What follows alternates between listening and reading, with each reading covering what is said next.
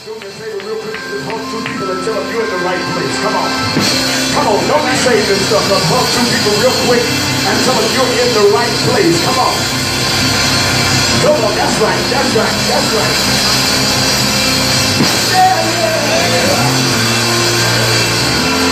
Somebody clap your hand and give God a good praise. And that's what I'm talking about. That's right. Hallelujah. God has smiled on me. He has set me free. Come on, everybody, clap your hands. Come on. God has smiled on me. He's been good to me. Y'all hear me say, God has, hallelujah, smiled. What did he do? He has set me free. Hey, God, God has smiled on me. He's been good. He's been good to me. Let me say one person. I came to Jesus just as I was. I was weary, wounded, and sad. Lord, I found in Him a sweet old resting place. And now He's made me glad. Everybody help me say, God has, come on, help me, say a smile. What did He do? He has set me. Oh, God, oh, me, it's been good to me. Been good to me. I used to hear them sing this in my church. But Jesus fell on that cross alone, and all of this world goes free. Know that the cross for everyone, and there's the cross for me.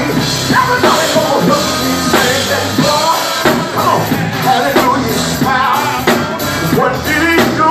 He has set me. Yeah, God, smile for me. He's been good to me. Stay back there. He's been good to me. He's been good to me. Anybody know He's been good to you? Anybody know He's been good? Anybody know He's been good? How many know God is good? How many know God is good? I said He woke me up this morning, and then He started me on my way. He put bread on my table and let me see a brand new day. Say He's been good.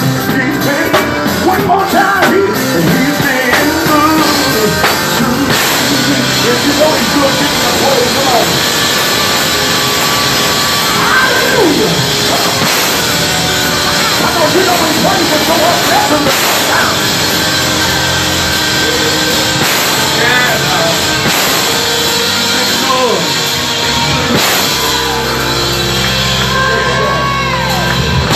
You can be seated in the presence of God. To God be the glory. To God be the honor. To God be the praise for the wonderful things He's done. It is another Friday night that I count it a joy to be in the Lord's house, to be on the Lord's side, on the Lord's day. Thank God I've been covered under the blood of Jesus. Just one more time. Help me celebrate the bishop of the house tonight, Bishop Young Lester. Come on, we can celebrate our bishop better than that. Come on, everybody, help me celebrate the bishop. And then our first lady tonight, let's celebrate his wonderful wife, Edward.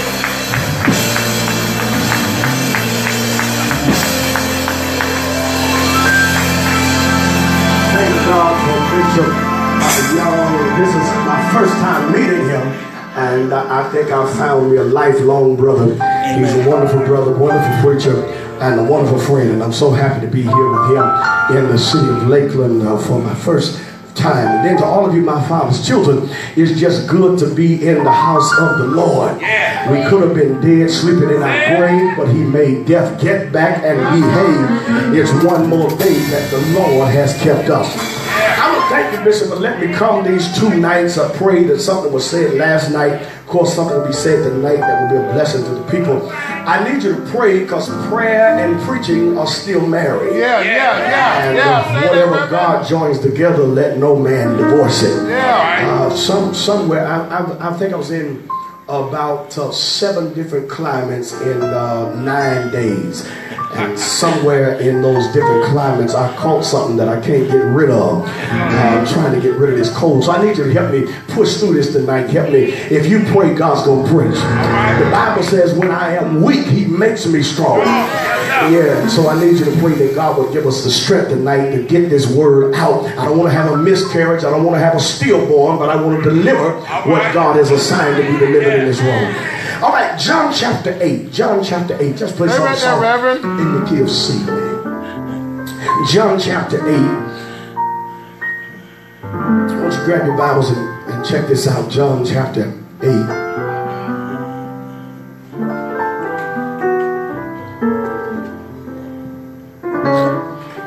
Shouldn't take you long to find it. John chapter 8. And we'll begin at verse 1. When you find John 8 and 1, say, Still looking, so wait on me. I'm waiting on you. John chapter 8.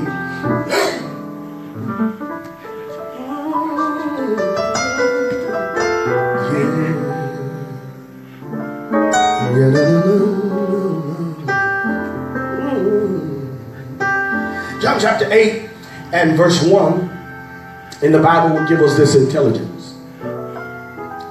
Then they all went home, but Jesus went to the Mount of Olives. And at dawn he appeared again into the temple courts where all the people gathered around him, and he sat down to teach them.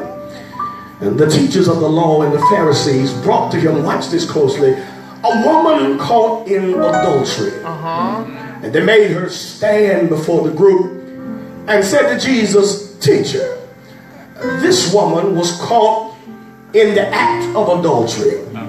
In the law of Moses, he commanded us that such woman should be stoned. But what do you say? Somebody say, what you say? What you say? Yeah. These things they said, questioning him in order to trap him, in order to have a basis to accuse him. Watch this now. But Jesus bent down and started writing on the ground with his fingers. And when they kept questioning him and pressing him, he stood up and said to them, let anyone who was without sin cast the first stone at her. And again he stooped down and wrote on the ground. At this, those who heard it began to walk away one at a time, from the oldest to the youngest, until no one was left but Jesus and the woman. And Jesus straightened up and asked her, Woman, where are your accusers? Have no one condemned you? My last verse, verse 11, says, she says, no man, Lord. And Jesus said to her, neither do I condemn thee. Go and sin no more. Can you say amen? That's what I want to talk about for a few moments. Jesus said, look back at that verse 10. Jesus straightened up and asked her, woman, where are your accusers? Has no one condemned you? And she says, no man, Lord. Jesus straightened up and asked the woman, where are your accusers? And she says, nobody condemned me. Jesus stands up and said, woman, where did all your haters, where did all your accusers, where did all your judges go? She said, did nobody judge you? Nobody condemned you? And she says, no man. No, I'm going to talk for a moment using that as a subject. Please don't judge me. Please don't. Just look at somebody and tell them, please don't judge me. That was a hater. Find a celebrator somewhere in the room and just tell them, please don't judge me. That's what we're talking about. Please don't judge me. Work with it, Reverend. Work with it. Ladies and gentlemen, there was a farmer who had some puppies. And that farmer wanted to get rid of the puppies, so he painted a sign advertising that he had puppies for sale, and he nailed it at the end of the fence. As he was driving the last nail in the sign, he felt a tug on his pants. And he looked down. There was a little boy with red hair and blue eyes and looked up at him and says, "Sir, I want one of those puppies." And the man looked at him. He said, "Son, you don't understand. These are expensive puppies. These are thoroughbred puppies. These puppies come from an expensive bloodline. You can't afford one of these puppies." The poor boy stepped back and he bowed his head. He put his hand in his pocket and he pulled out 39 cents. Looked up at the man. He said, "Sir, I got 39 cents. Is this enough?" And the man had a smile on his face. He said, "Yeah, son, that's enough." The man looked towards the doghouse far out in the field and said, "Come here, Dolly, come here, Dolly." And to his surprise, Dolly, the mother dog, came running towards the fence, and there were 4 fat little puppies that came running right behind the mother dog, and the little boy pressed his face up against the fence, and his eyes were dancing with excitement. He knew that one of those puppies belonged to him. But Master, while he was watching those puppies, there was a movement in the doghouse. There was a little bitty puppy. He was the runt of the litter. He came from the doghouse and he was just wagging, just like something was wrong with this puppy's leg, you know. And all the other puppies were running fast and got to the fence, but this little puppy was just wagging himself along. And the little boy said, "Sir, that's the one I want." He said, "That's the one." The man said to him, "Son, you don't want that puppy. That puppy is the runt of the litter." He said, "You get you one of these healthy puppies." He said, "No, that's the one I want." He said, "You don't understand, son." He said, "That puppy, something is wrong with his legs, and that puppy will never be able to run and play with you like the other puppies." He said, "No, that's the puppy that I want." He said, "Son, you don't understand. Something is wrong with that dog's legs." And that little boy did something that amazed the man. The little boy stepped back and he rolled up his pants leg, and there was a metal brace on both sides of his leg. And he said, "Sir, something is wrong with my leg too, and that dog's gonna need somebody who understands." Y'all not gonna talk to me here. And can I tell you, ladies and gentlemen, when you look at our church now, that's the kind of church folk we need. We need members that won't see your limp and stand back and judge your limp. But we need somebody that can say, "I ain't tripping on your limp because I got a limp myself." Y'all ain't gonna say that now. Now, I can't condone your limp, and I ain't gonna make your limp okay, but I know what it is to have a limp. I need you to tell somebody and tell them, "I understand." No, I can't judge your issue. See, the problem with the church now is you got people who are self-righteous, and they want to look at you and point the finger. But can I tell you, whenever you got one finger pointed forward, there's at least 3 pointed backwards. Y'all not gonna say nothing. Y'all not gonna say, listen, ladies and gentlemen, the church is supposed to be the place where you can come and let your realness hang out. The church is the place where you ought to be able to come and admit that you don't have it all together, that you got some weaknesses and you got some instabilities. I know it is, because Galatians 6:1 says, "If a man be overtaken in a fault," he said, "Ye which are spiritual, restore such a one in the spirit of meekness." Watch this. He said, "Considering yourself, lest you fall." Y'all not talking now. Can I tell you, the church is the place where you ought to be able to come and admit that you ain't got it all together, but we got it so messed up. Church is the last place you better come and let them know you ain't perfect. Y'all not gonna hear me preach, but I'm with. Church is the, you better not let church folk know that you still like a Coke and a smile. You better not let church folk know that you. Okay, brethren, you better not let church folk know that you still like women, because you know liking women is going out of style now. It ain't popular for men to like women no more. Oh God, y'all ain't gonna say them. I'm gonna preach it anyway. There used to be a time when you had hard-working men and you had pretty women, but the time done changed. Now you got hard-working women and pretty men. Y'all. All I'm trying to tell you is church is the last place you ought to come and let them folk know that you still got some faults. Because rather than restore you, church folk will reject you. Yeah. You preaching. Church folk find out you ain't got it all together. They tell you sit down out together. Yeah. Can't do it. You ain't saying it. Church folk find out you got some weaknesses. They tell you you can't preach for the next 6 months. Wait till you get strong. Yeah, when you get strong. But the Bible says to restore, not to reject. That's right. Preach. You ain't got to sit there, I'm preaching. Listen, I like this, and that's why I get excited about Jesus. See, I love Jesus. It's just church folk that I got a problem with. No, I love the Savior, but it's the saints that make me sick sometimes. Here's why I love Jesus, because Jesus will love the sinner and still hate the sin. Y'all, Say that. y'all ain't gonna say.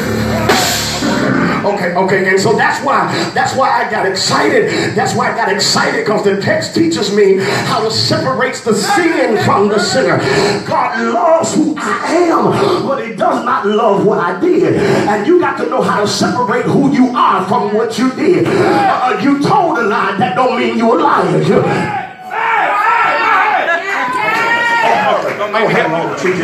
So just for a moment tonight, I want you to look at this. I want you to look at this picture that John. Sit down a minute. Go ahead. Sit down, you're making me nervous. I want you to look at this picture that John paints.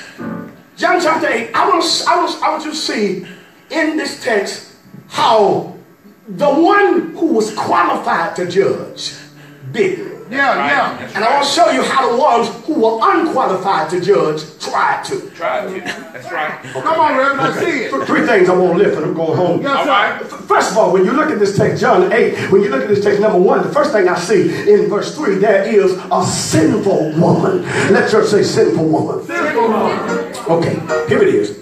It was the normal routine for Jesus in this day to get up early in the morning and go down to the church. Yeah. And people from all over town would get up out of their bed early in the morning and make their way down to the temple where Pastor Jesus was going to be preaching. Yeah. You understand, ladies and gentlemen? And there's something in particular about this day. Something unusual happens. It was after the praise team had sung. It was after the deacons had prayed. It was after the ambassadors had raised the offering. And now Mr. Jesus is in the pulpit preaching. And while Jesus is standing there preaching, in the midst of his sermon, the scribes and the Pharisees who were unfair, you see, and the Sadducees who were sad, you see, the scribes and the Pharisees, they brought this sinful woman in the middle of the church. Yeah. Watch this.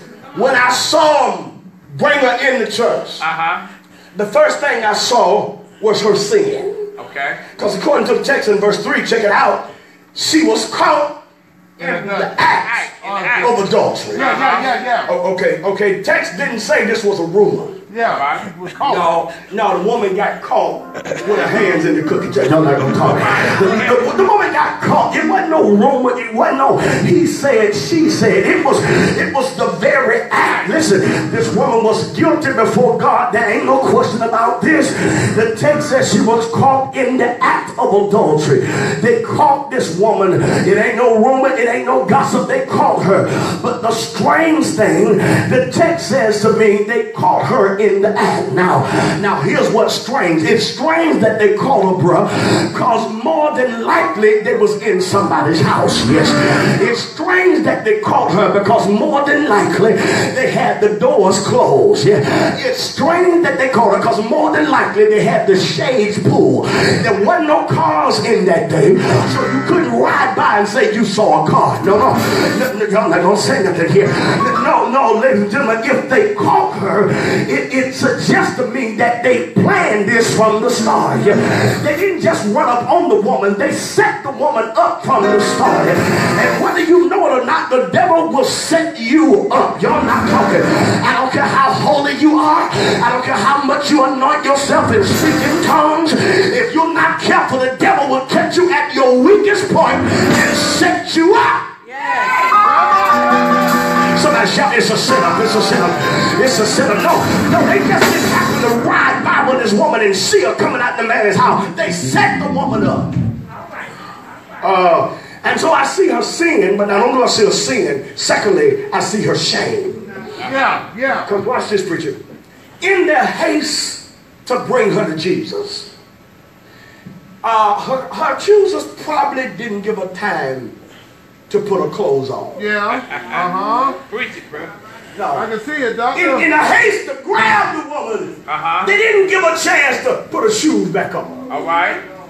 At most, all she had time to do was grab the sheet and wrap it around. And so look at this woman standing in front of the church with nothing on but a sheet. Her head is down. Tears are running out of her eyes. And the church folks sit in church and they put this woman on blast. Wow. Now, I don't know if you've ever been there or not, but it's a mess when church folk put you on blast. Y'all ain't saying nothing in Florida. Okay, maybe they don't do it down here, but where I'm from, Negroes will put you on blast. Negroes can have their own mess, but they'll put your mess on Front Street. I'm trying to figure out how you nasty, but want to talk about my nasty. Y'all, they stand there and they put that woman on blast, and I see her sins and I see her shame, but then here they say, here her sentence. What is her sentence, John? What is her sentence? They said, Jesus. Now, according to the law of Moses, Deuteronomy 22 and 22, he said, here's what her sentence ought to be. This woman ought to be stoned. Yeah. They say her sentence ought to be death. That's what they say. But Master, there's just one problem with this. There's just one problem with this. I looked at the text and I understood what they said the woman ought to be stoned. I understood she was caught in adultery. But I got one problem with the whole thing. Go ahead, say it. And that is, where is the man? Y'all ain't talking to me. Come on. Because the law says when you catch them, both of them got to die. Now, I ain't saying she ain't supposed to die, but I am saying either you gonna keep the whole law or don't mess with none of the law in the first place. Y'all ain't gonna say it takes two to tango. Now, how you gonna get just a woman and leave the man? Okay, growing up. See, we graduated from this, but growing up in our church, whenever a young person, a young female in particular, whenever a young woman would get pregnant outside of wedlock, what would happen at our church, I don't know about in Florida, but our church, the deacons would meet. And on a given Sunday morning, that young girl would have to come to the front of the church. And the young girl would have to do what we call make an acknowledgement. You don't know nothing about that. Yeah. Go ahead. Acknowledgement was she's standing in front of the church with a big belly. Yeah. She says, I seen him. Yeah. Now, even as a young boy, I had enough sense to know she couldn't have did that by herself. That's right. I couldn't figure out why's the girl standing here. That's right. And the man ain't. That's right. I was trying to suggest to you, either you're going to keep the whole law. That's right. Or don't mess with none of the laws. Y'all ain't going to say nothing. The text said that the woman ought to be, they both ought to be sown. Now, I see a sinful woman, but then secondly, let me move. Not only do I see a sinful woman, I see scheming critics. Now here it is. Here's it. The scheming critics, they had a plan. These men had in their head, if you check the text out and really understand, these men had in their head that they were getting ready to trap Jesus. Yeah. They really didn't care nothing about this woman. All right. This woman just found herself in the wrong place at the wrong time. Yes, sir. But their ultimate destination was to get Jesus. Now, if Jesus had said, let this woman go, they would accuse him of being easy on sin. Because the word did say they ought to be stoned. But then if Jesus had gave them permission to go and kill the woman, then he would have been arrested by the Romans, because the Romans never gave him authority to commit anybody to death. So either way, whatever Jesus would say, he's going to be between a rock and a hard place. No matter what he says, they feel like they got him where they want him. But can I tell you, they just didn't know who they were dealing with. And when you just touch your neighbor and tell them, you don't know me. You don't. Come on, tell somebody, you don't know me.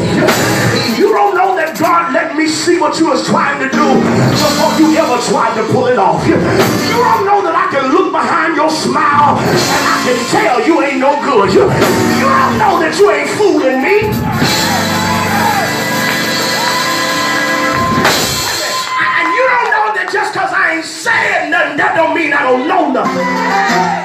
Yes. Listen, Jesus knew Judas was low down the whole time. He just didn't say nothing. That's right. Reverend. Sat down and ate with him.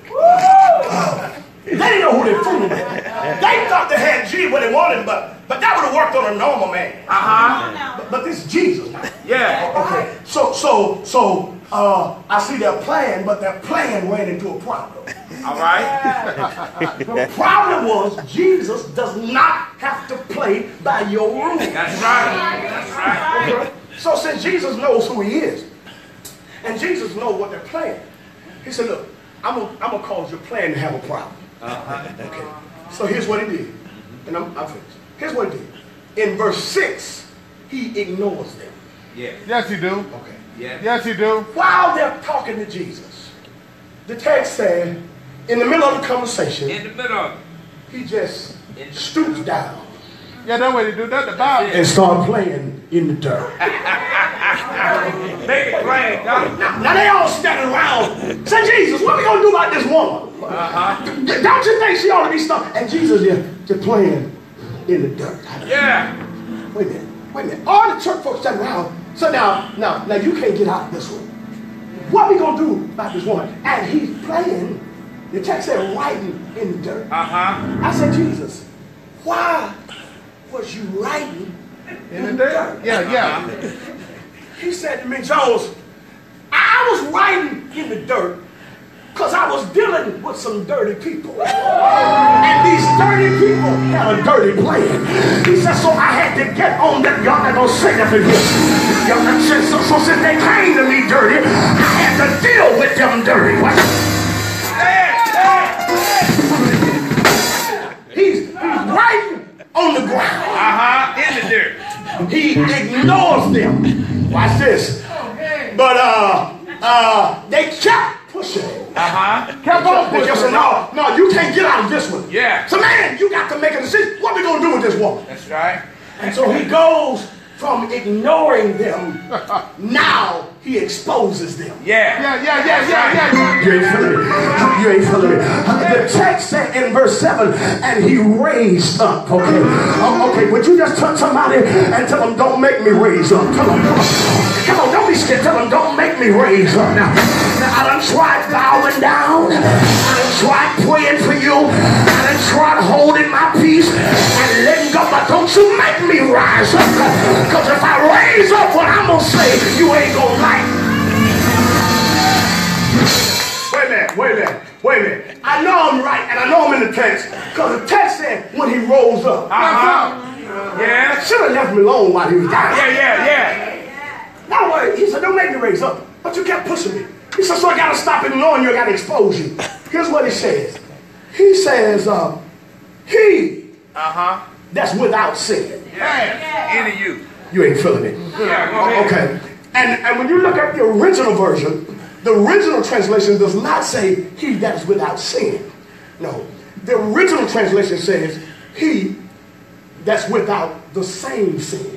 All right. Yeah. You know what? He said, if there's anybody in this crowd that has done the same thing she did, he said, you throw the first stone. Y'all ain't helping me. Chris Brown, would you help me preach? Chris Brown told me to tell you, please don't judge me. He said, I won't judge you, because this could get ugly here. Watch this now. Watch it. He said, he says what he says, and then he drops the mic. All right. Yes. Drop And drops right back down. Yeah. Now you know Jesus some kind of man. Because he don't even argue with him. He just said what he had to say. That's right. Drop the mic, drop right back down. And it's been questioned for thousands of years. Yeah. What he wrote in that saying. What That's it. is it Yeah. Wrote it there. that he was right. That he wrote it there. I don't know what it was, but That's the right. text said that after he said what he said and started back writing, the text said the oldest from the youngest Yes, sir. Begin to leave. begin to drop rock Yeah. and walk away. Yeah. I've been trying to figure out, what is it? What is it? Yeah. What is it, man, that you wrote on the ground? Because whatever it was, when the men saw it, They left. they got to go. Yeah. I don't know. Maybe Jesus was writing some names in the sand. Oh, okay. Okay, maybe Bob was in the crowd. Yeah. And didn't nobody know it, but Bob was tipping with Sister Mary. Maybe Jesus just wrote the name Mary down. And when Bob saw the name Mary, Bob dropped the rocks. And y'all ain't feeling it. Y'all ain't feeling it. Listen, my mama told me you can't throw rocks when you living in a glass house. Y'all not gonna say nothing here. I mean, you really gonna act like you gonna sit here tonight and act like you got the right to judge anybody. You really gonna act like your mess don't stink like everybody else's.